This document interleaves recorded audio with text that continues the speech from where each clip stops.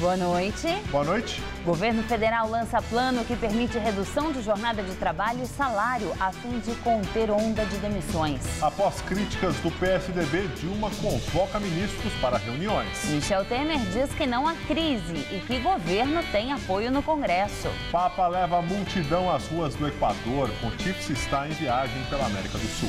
Após a vitória do não, oposição se junta ao governo na Grécia na busca de uma solução para a dívida do país.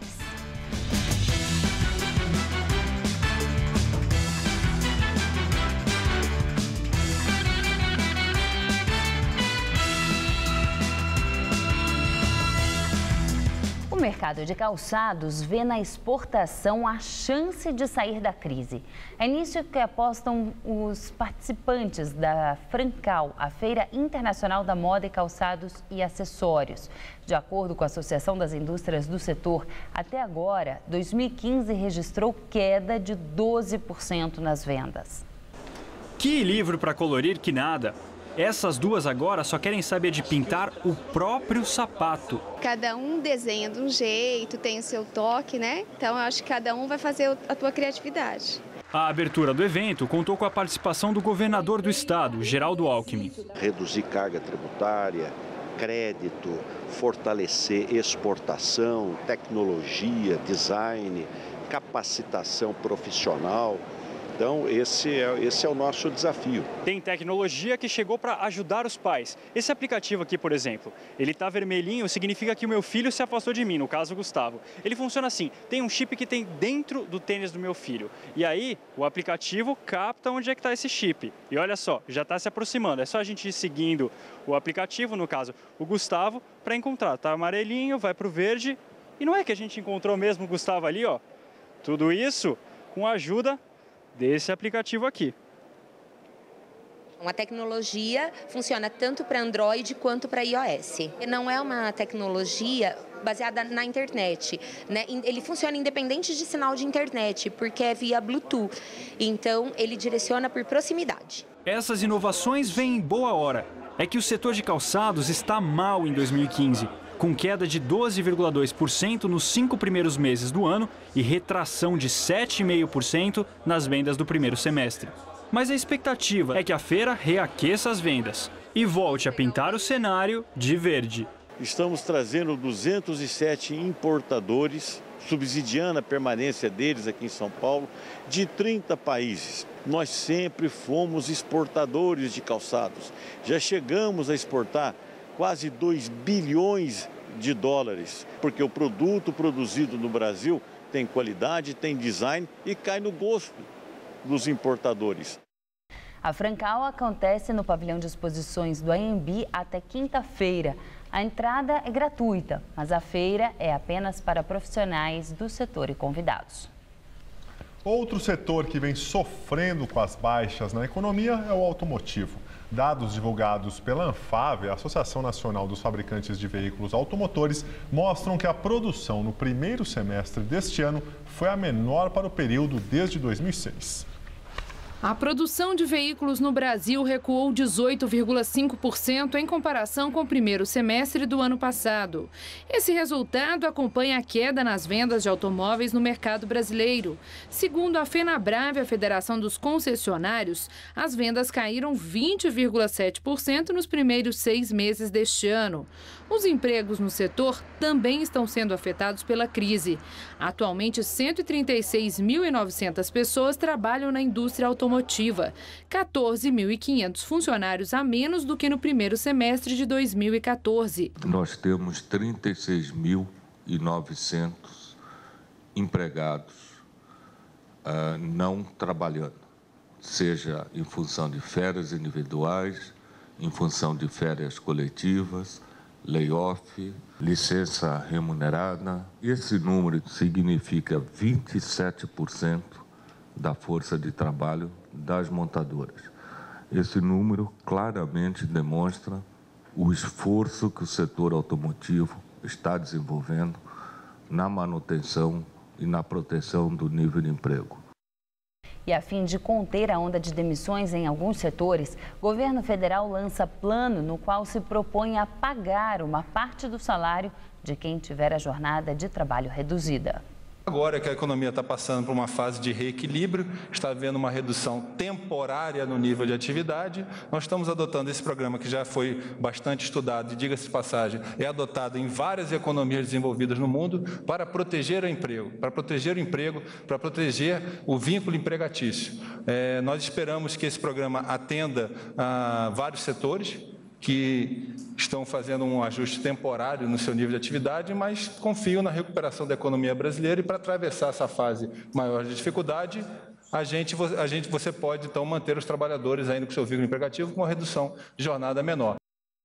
O empregador que aderir ao programa vai poder, por exemplo, reduzir em até 30% o salário do seu funcionário, com dedução proporcional da jornada por até 6 meses, prorrogáveis por mais 6.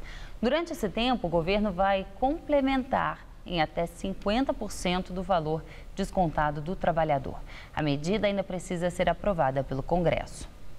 A oposição se une ao partido do governo em apoio ao primeiro-ministro Alex Tsipras. O ministro das Finanças deixou o cargo depois de a população decidir não aceitar as exigências dos credores internacionais para um novo pacote de ajuda.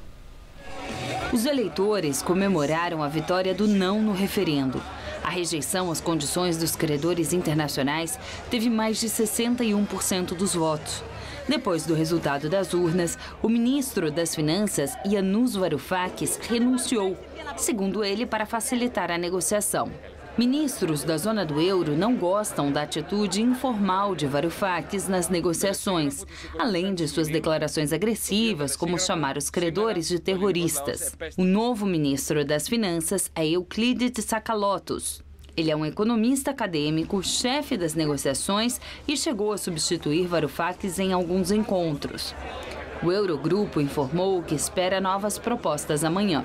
Os líderes da oposição e do partido governista da Grécia divulgaram um comunicado conjunto de apoio ao primeiro-ministro Alexis Tsipras. A chanceler alemã Angela Merkel e o presidente francês François Hollande declararam que respeitam a decisão democrática do referendo e que a porta está aberta para a negociação. Mas pediram que Tsipras faça rapidamente propostas sérias e com credibilidade. A diretora-gerente do FMI, Christine Lagarde, declarou que a instituição está disposta a ajudar o governo grego. Os bancos da Grécia, fechados há uma semana, devem reabrir só na quarta-feira. Nossa comentarista de economia, Denise Campos de Toledo, fala sobre o impacto dessa decisão da Grécia. Mais do que os aspectos econômicos, as negociações vão ter um forte componente político dos dois lados. O governo grego carrega a responsabilidade de representar a decisão da população, que se colocou contra qualquer proposta que exija mais sacrifícios. A vitória do não significa isso. Já o FMI e a Comissão Europeia não devem fazer concessões demais, porque a Grécia pode servir de exemplo para outros países que também vêm passando por ajustes pesados, como Portugal, Espanha, Itália e Irlanda, que cobrem facilidades, sem esquecer que políticos que já têm se posicionado contra a austeridade podem ganhar força se o governo de esquerda grego for bem sucedido. A integridade do bloco pode ficar ameaçada. Para evitar movimentos mais bruscos e definitivos, as conversas podem se arrastar por mais algum tempo. O Banco Central Europeu já garantiu a linha de liquidez para evitar a quebradeira dos bancos gregos. Alguma concessão pode ser feita em relação à dívida, mas nada que traga alívio mesmo para a Grécia. Aliás, vai ser difícil a população escapar de mais dificuldades, pelo menos no curto prazo.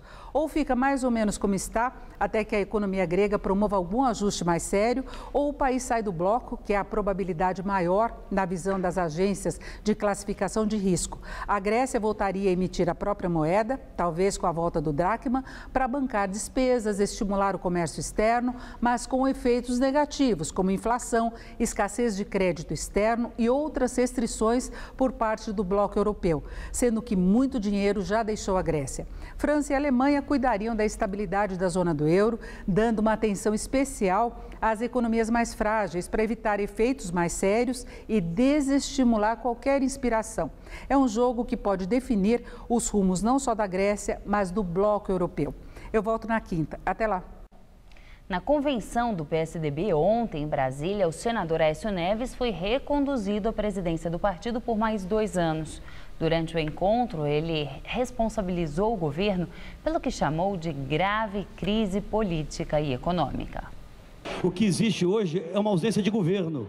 E se a presidente não assume as suas responsabilidades, se ela terceiriza, cada vez mais esse sentimento de vácuo vai engraçando, vai se espalhando pela sociedade brasileira. É preciso que a presidente tome as rédeas, se é que ela ainda tem condições de fazer isso, porque senão nós não teremos o desfecho de 18. Ele poderá ser antecipado. E a presidente Dilma Rousseff convocou para agora à noite uma reunião que não constava na agenda oficial com líderes de partidos da base aliada e ministros. O encontro acontece no Palácio do Planalto. A reunião é uma reação a algumas críticas feitas pelo PSDB em convenção neste domingo. O último encontro desse conselho político do governo ocorreu em abril, em meio à votação das medidas provisórias do ajuste fiscal no Congresso. Mais cedo, o vice-presidente da República, Michel Temer, disse que o governo federal tem apoio do Congresso Nacional e que não há crise política. O vice-presidente participou hoje com a presidente Dilma e ministros de uma reunião da coordenação política no Palácio do Planalto.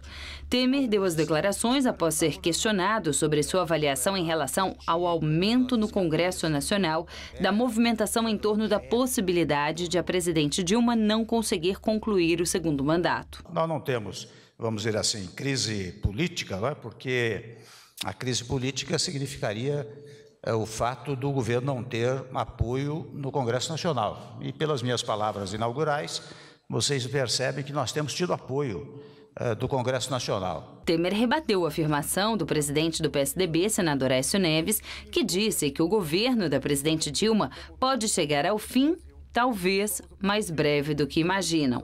Ele disse esperar que a saída ocorra só daqui 3 anos e meio, quando haverá novas eleições.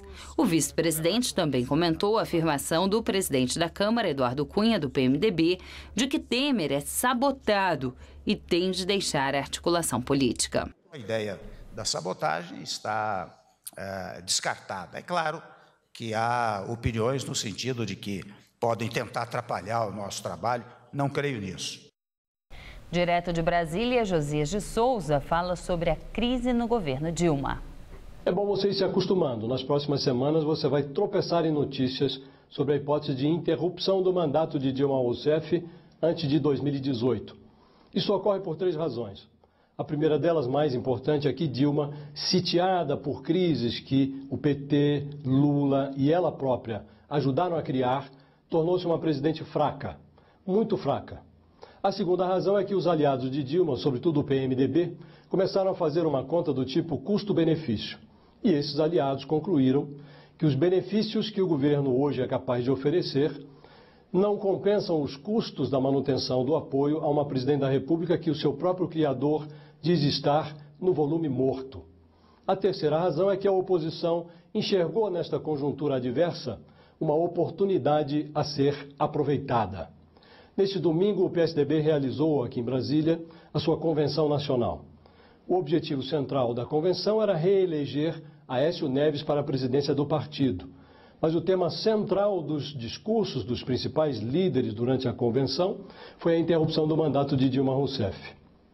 Nas palavras de Fernando Henrique Cardoso, o PSDB não tem o controle, não é dono do que está para acontecer nas próximas semanas e meses. Depende de decisões do TCU, decisões da Justiça Eleitoral. Mas, disse Fernando Henrique, o partido precisa mostrar que está pronto para assumir as suas responsabilidades. Hoje, Dilma Rousseff mordeu essa isca. Às vésperas de uma reunião internacional que vai deixá-la por uma semana longe do país, Dilma convocou uma reunião com os presidentes e líderes dos partidos que supostamente dão apoio ao governo no Congresso Nacional. O objetivo da presidente é o de mostrar que ainda dispõe de tropa. Antes, armou-se no Palácio do Planalto uma coreografia muito esquisita. A pedido de Dilma Rousseff, o vice-presidente Michel Temer, que amanhã será presidente interino, concedeu uma entrevista. Temer disse aos jornalistas que Dilma Rousseff está muito tranquila. Tranquilidade, neste caso, é um outro nome para apavoramento. Boa noite. Presidente Dilma Rousseff sanciona a lei brasileira de inclusão da pessoa com deficiência. A cerimônia aconteceu nesta tarde no Palácio do Planalto. Com mais de 100 artigos, a legislação determina, por exemplo, que 3% das moradias construídas com verbas de programas habitacionais, como Minha Casa Minha Vida, tenham acessibilidade. Também obriga empresas que possuem entre 50 e 99 funcionários a contratarem um com deficiência. A lei ainda torna crime a discriminação contra pessoas com deficiência. A Lei Brasileira da Inclusão, ela é uma dessas leis. Ela determina ao Estado como atuar para remover barreiras existentes na nossa sociedade ao pleno exercício dos direitos e à participação social das pessoas com deficiência. E agora vamos ao comentário de política com Bob Fernandes. A deposição da presidente Dilma é debatida assim como quem vai à padaria, como algo banal e inevitável. E assim, tentando-se já o quinto ou sexto motivo para tal, a derrubada por quem a propõe vai se tornando aceitável, algo tido como prosaico, fato consumado. A queda da popularidade da presidente para 9%, o encolhimento de Lula do PT tem múltiplos fatores.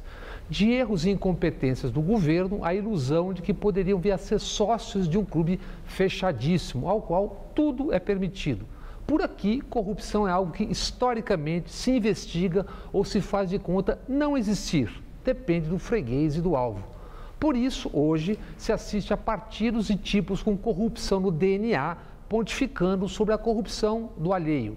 Se levantarem do tapete de governadores e grandes partidos, encontrarão empreiteiras similares em troca-troca semelhante ao flagrado na Petrobras. Não levantarão o tapete.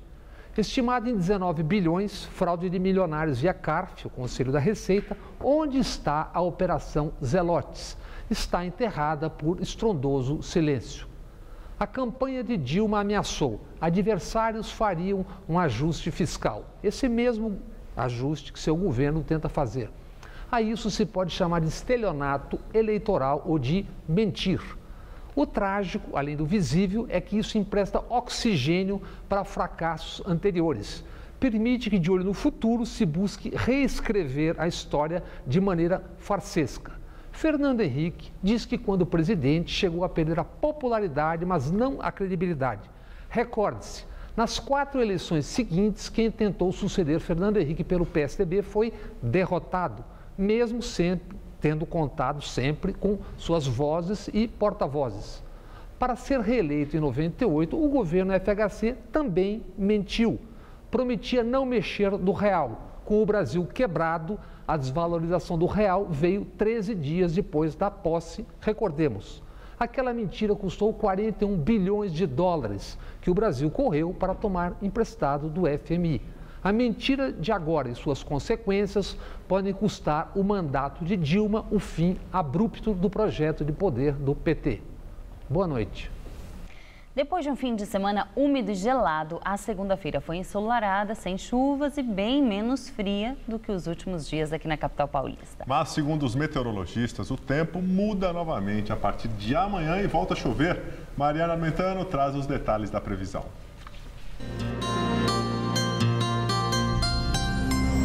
É bom se agasalhar e manter o guarda-chuva por perto, porque todas as regiões paulistas terão um dia úmido e frio. O tempo não fica totalmente fechado, mas as áreas de instabilidade provocam chuvas de intensidade até moderada a qualquer momento em todo o estado de São Paulo. As temperaturas ficam amenas durante a tarde. Faz só 18 graus amanhã em Marília, 23 em Votuporanga, só 19 graus na cidade de Franca e 24 em Caraguatatuba, no litoral do estado. Aqui na região metropolitana, o sol só deve aparecer pela manhã, mas as chuvas estão previstas para qualquer hora do dia. Nesta terça-feira, mínima de 13 e máxima à tarde só de 18 graus. Na quarta, a temperatura já sobe para 21, mas ainda há chances de chuva. Na quinta-feira, o tempo abre mais, o sol predomina entre poucas nuvens e as temperaturas ficam entre 14 e 22 graus. O elevado Costa e Silva, mais conhecido como Minhocão, vai ter o trânsito interrompido mais cedo a partir do próximo sábado.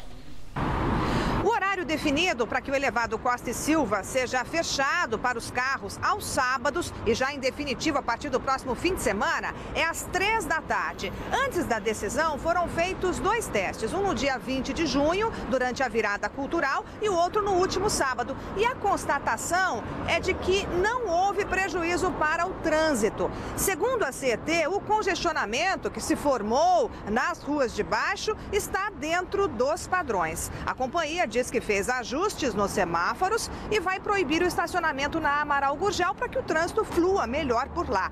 Então, a partir do próximo fim de semana, o Minhocão será fechado às 3 da tarde, não mais às 9h30 da noite, e reaberto para os carros na segunda-feira às 6h30 da manhã. Começaram a valer hoje as novas regras da Agência Nacional de Saúde Suplementar para diminuir o número de cesáreas feitas por meio dos planos de saúde. Atualmente, cerca de 85% dos partos pagos pelos convênios são desse tipo. As novas regras já estão valendo. São 3 ações exigidas pela ANS, a Agência Nacional de Saúde Suplementar. A partir de agora, a mulher terá a posse do cartão da gestante durante toda a gravidez. O documento já existe e contém o registro das consultas de pré-natal. Mas esse cartão deverá ser fornecido à paciente pelo plano de saúde. A segunda medida é a obrigatoriedade de que o médico envie o partograma para o convênio. É um documento gráfico que registra detalhes do parto. O pagamento ficará condicionado a isso. A terceira norma determina que o plano informe a paciente quantos partos normais e cesarianas realizou no último ano. Os mesmos dados deverão ser passados sobre o médico e o hospital. O descumprimento de qualquer uma das regras pode resultar em multa no valor de R$25 mil. O governo acredita que com mais informações, a gestante ficará menos pressionada a fazer uma cesariana e terá a oportunidade de escolher um médico mais alinhado aos seus desejos. O grande objetivo dessas mudanças é incentivar o parto normal, já que os números relacionados às cirurgias cesáreas são altíssimos no Brasil. Para se ter uma ideia, no ano passado, quase 85% dos nascimentos na rede particular foram a partir de cesáreas. Na rede pública, esse número cai pela metade, mas ainda assim é considerado elevado pela OMS, a Organização Mundial da Saúde. Esse carimbo que se quer colocar no peito de cada médico com o percentual de cesáreas é o mesmo que, em outras palavras, dizer, você é o culpado. A portaria não aponta nenhuma melhora que deva ser feita por maternidades, pelas operadoras de saúde. Nós vivemos uma escassez de jovens ginecologistas e obstetras que queiram se dedicar a ser parteiros. Mas a gestante que quiser marcar data e hora do nascimento do filho vai continuar sendo coberta pelo plano de saúde, desde que assine um termo de consentimento sobre os riscos da cirurgia. O médico explica que, em muitos casos, o procedimento mais apropriado deve ser escolhido durante o trabalho de parto. Quanto às mudanças impostas pelo governo, ele vê um problema ético no envio do partograma ao plano de saúde. Segundo a Associação de Obstetrícia de São Paulo, há uma violação de dados íntimos e quebra de sigilo entre médico e paciente. O documento registra toda a evolução do parto, com a contração, com a dilatação do colo do útero. A dilatação só pode ser medida através do toque vaginal, então você pode inferir o número de vezes que essa paciente foi examinada, e o paciente eventualmente pode não querer compartilhar isso com uma pessoa que vai simplesmente corrigir a conta e apontar se ela deva ser paga ou não. A seguir, Papa Francisco inicia a viagem pela América do Sul e leva multidão às ruas no Equador. E a arte abstrata de Kandinsky. Mostra do pintor será aberta em São Paulo na quarta-feira.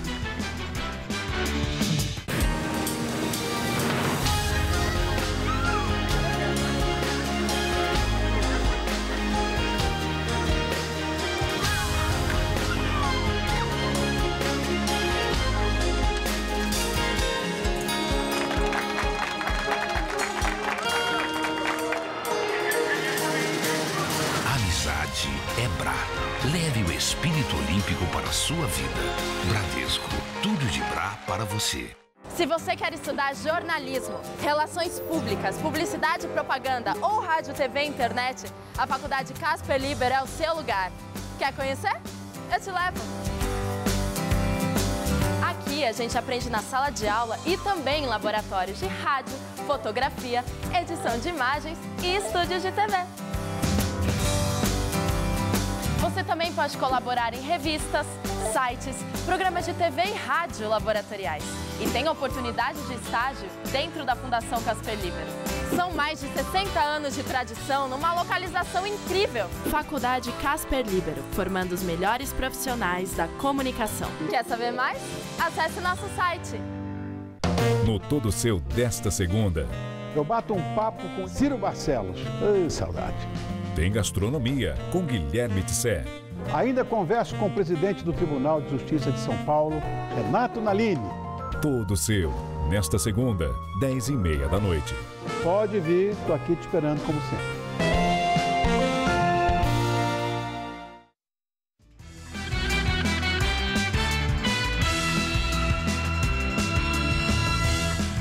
Papa Francisco celebra sua primeira missa campal no Equador. Mais de 600 mil pessoas participaram da cerimônia em Guayaquil. Esta é a primeira visita de um Papa ao Equador em mais de 30 anos.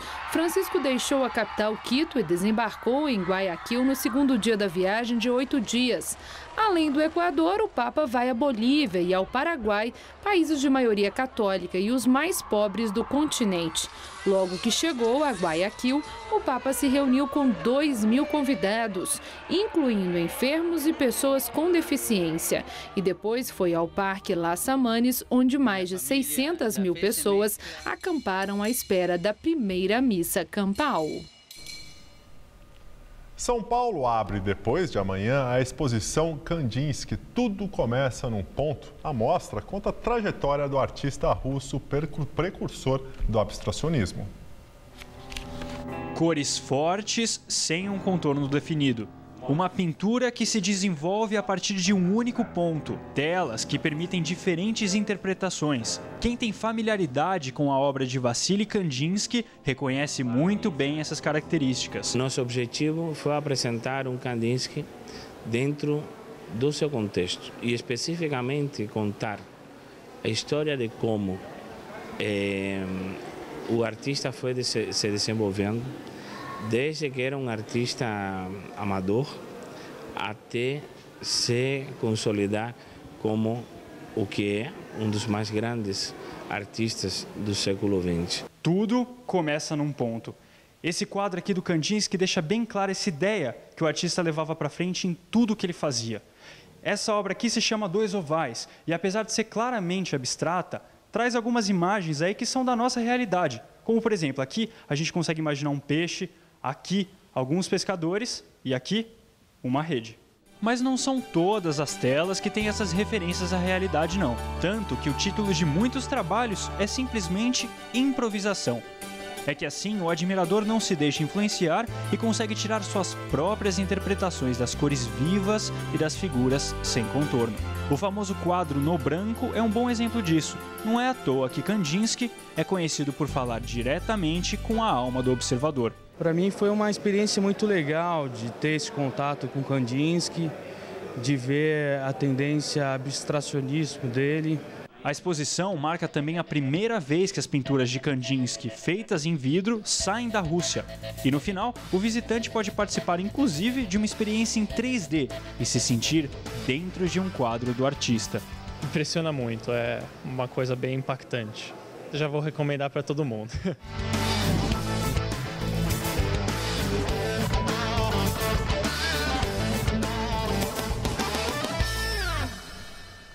A exposição é no Centro Cultural Banco do Brasil e vai até o dia 28 de setembro. A entrada é gratuita. A edição das 10 do Jornal da Gazeta termina aqui. Boa noite. Fique agora com Rony Von no Todo Seu. Uma ótima semana para você e até amanhã.